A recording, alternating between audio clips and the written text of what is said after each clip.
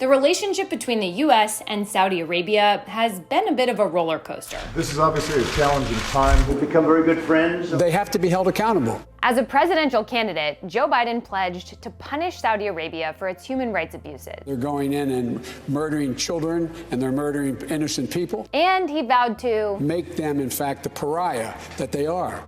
But after major geopolitical shifts in recent months, things might be about to change. The White House formally announced that Biden will visit oil-rich Saudi Arabia. With a meeting between President Biden and Saudi Crown Prince Mohammed bin Salman on the horizon, what could the two leaders work toward? And at what cost?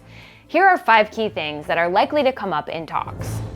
First up, oil prices, which have been soaring due to sanctions on Russian oil exports and a supply-demand imbalance created by the pandemic. Difficult times for Americans across the U.S. as gas prices continue to rise. The average price of gas hit a painful $5 a gallon. Saudi Arabia might be able to help, at least to a certain extent.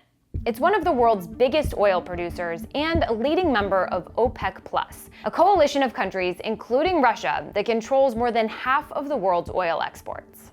So far, Saudi Arabia has largely resisted calls by the US and its European allies to pump more oil, instead sticking to a deal blessed by Russia.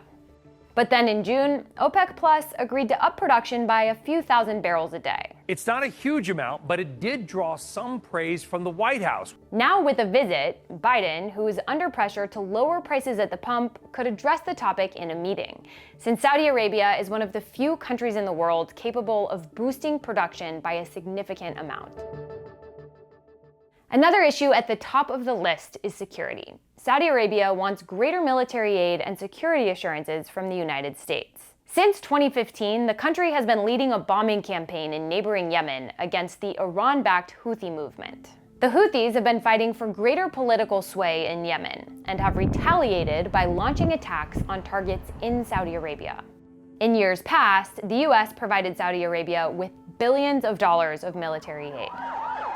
But over the years, the Saudi-led campaign has resulted in thousands of civilian deaths, damaged infrastructure, and widespread hunger, prompting President Biden to halt the flow of certain offensive weapons.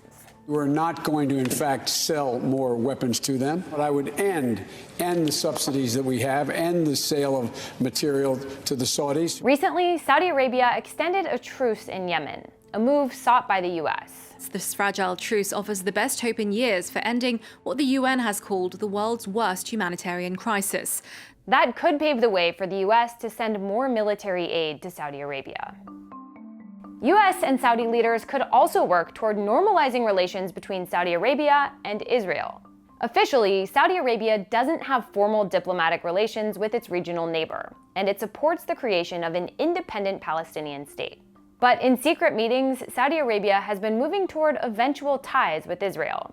To further that process, the Biden administration has been working to broker agreements between the two countries, like allowing more commercial flights from Israel to fly over Saudi airspace and transferring ownership of 2 Red Sea islands to Saudi Arabia, a move that requires Israel's blessing.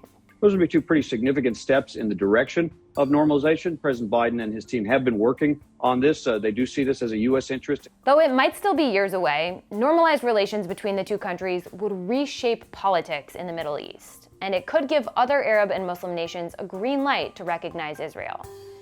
Next up, the leaders may also discuss the Iran nuclear crisis. Iran has been moving forward on its nuclear program, and recently it removed cameras monitoring its work. The head of the International Atomic Energy Agency says this could deal a, quote, fatal blow to the Iran nuclear agreement. The White House hasn't yet given up on a revived Iran nuclear deal, which was designed to keep tabs on what Iran was producing in order to prevent it from working on a covert weapons program. But Saudi Arabia and some of its neighbors opposed the deal for fear that it would embolden Iran's leaders. Finally, Biden is under pressure to address the kingdom's human rights record in a face-to-face meeting with Prince Mohammed. Human rights groups and Saudi dissidents living abroad have already criticized him for planning to meet with the very man U.S. intelligence agencies concluded ordered the operation that killed Washington Post journalist Jamal Khashoggi. We will not move on. Jamal's legacy will live on, no matter the normalization efforts. The Crown Prince has denied having any prior knowledge of the killing.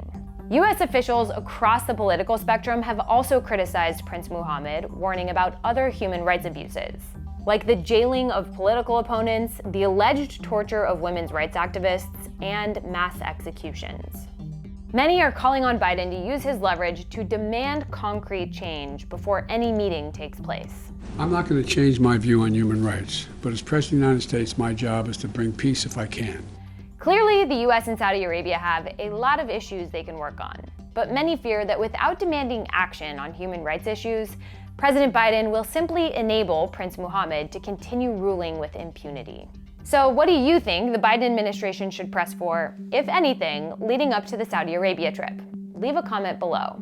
And if you like this video, hit the subscribe button for more stories like this. I'll see you next time.